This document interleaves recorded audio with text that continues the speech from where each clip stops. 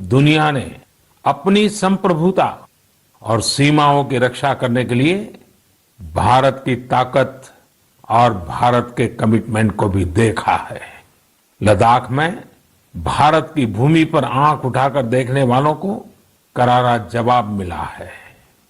भारत मित्रता निभाना जानता है तो आंख में आंख डालकर देखना और उचित जवाब देना भी जानता है। हमारे वीर सैनिकों ने दिखा दिया है कि वो कभी भी मां भारती के गौरव पर आंच नहीं आने देंगे। साथियों, लद्दाख में हमारे जो वीर जवान शहीद हुए हैं, उनके शौर्य को पूरा देश नमन कर रहा है, श्रद्धांजलि दे रहा है। पूरा देश उनका कृतज्ञ है, उनके सामने नतमस्तक है।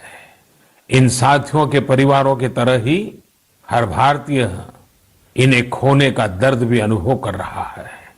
अपने वीर सपूतों के बलिदान पर उनके परिजनों में गर्व की जो भावना है, देश के लिए जो जज्बा है, यही तो देश की ताकत है। आपने देखा होगा, जिनके बेटे शहीद हुए वो माता पिता अपने दूसरे बेटों को भी, घर के दूसरे बच्चों को भी सेना में भेजने की बात कर रहे हैं। सैकड़ों वर्षों तक अलग अलग आक्रांताओं ने भारत पर हमला किया, उसे संकटों में डाला। लोगों को लगता था कि भारत की संरचना ही नष्ट हो जाएगी, भारत की संस्कृति ही समाप्त हो जाएगी। लेकिन इन संकटों से भारत और भी भव्य होकर सामने आया।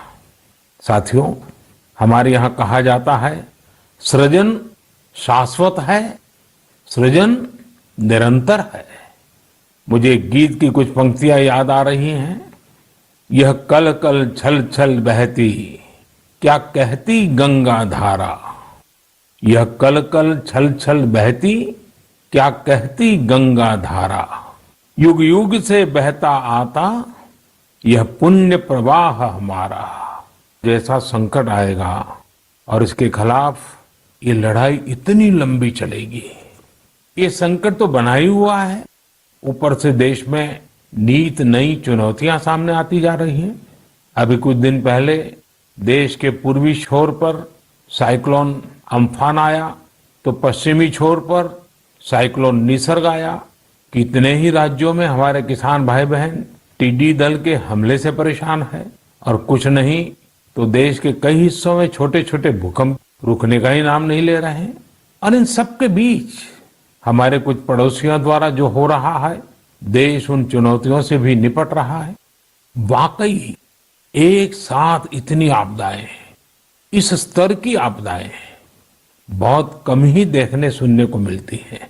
मेरे प्यारे देशवासियों, कोरोना के संकट काल में देश लॉकडाउन से बाहर निकल आया है। अब हम अनलॉक के दौर में हैं।